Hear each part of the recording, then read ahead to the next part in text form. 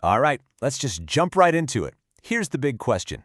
Can a brand new, graphically intense game like the latest Battlefield actually be tamed by a beloved, but let's face it, aging 4GB graphics card?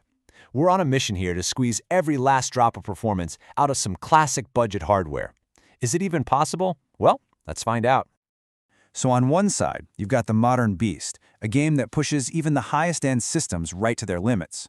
And in the other corner, we have our 4GB veteran, the NVIDIA GTX 1650 Super. You know, back in 2019, this card was pretty much the undisputed king of budget gaming. But today, well, it's facing its toughest challenge yet. So what's our mission here?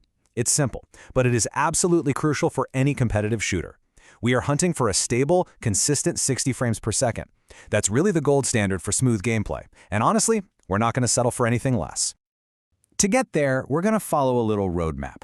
First, we'll do the obvious first test. Then, we'll investigate why a modern solution completely failed us. After that, we uncover an old-school breakthrough. And finally, I'm going to give you the optimal settings guide to get this running yourself.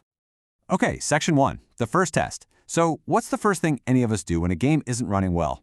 We turn everything down, right? So that's exactly what we did. We set the game to 1080p resolution with every single graphics option on its lowest possible setting. And the initial results? Honestly, surprisingly good. The frame rate is hovering right around that 50 to 60 FPS mark. We are so close to our target right out of the gate. But you know there's a but coming. The numbers don't tell the full story. And that's the problem. See, even though the average frame rate looks pretty good, the experience itself, it feels inconsistent. There are these little dips and stutters that just make the gameplay feel jarring and unstable. So it's a near miss. Close, but just not quite good enough for competitive play.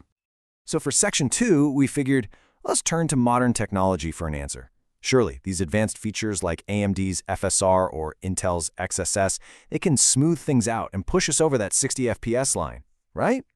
Now, for anyone who's not familiar, here's basically how these upscaling technologies work. The game renders at a lower internal resolution, say processing power, and then a really smart algorithm scales that image back up to your screen's native resolution. In theory, it's like free performance. This seems like the perfect solution, doesn't it? A modern, high-tech fix for a modern, demanding game. We were completely, totally wrong. And here it is, the crucial insight. For this specific 4GB card, the actual process of upscaling is just too demanding. So instead of helping performance, the process hammers the limited VRAM so hard that it actually makes performance worse. The modern solution completely backfired. This brings us to Section 3, the old-school breakthrough. If the complex modern fix doesn't work, what if we go back to basics? What if the simplest approach is actually the best one?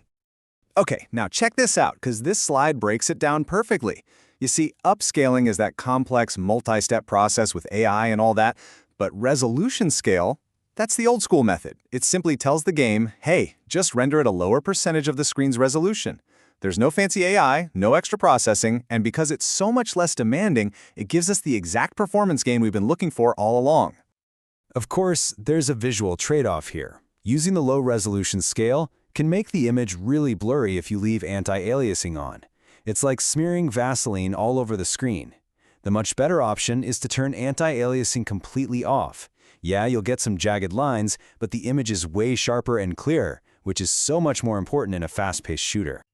Which brings us to our final section, the optimized settings guide. After all that testing, this is it. This is the secret sauce for hitting a smooth 60 frames per second. And you're going to love how simple this is. It's a three-step solution. Step 1, set every single graphics option to low. I mean everything. Step 2, turn all forms of anti-aliasing and upscaling completely off. Shut them down. And finally, the most important step. Set the fixed resolution scale to 60%. And that's it. So what's the final result with these settings? You're going to get over 60 FPS in most situations, and the gameplay will feel smooth and responsive. Now look, it's not perfect.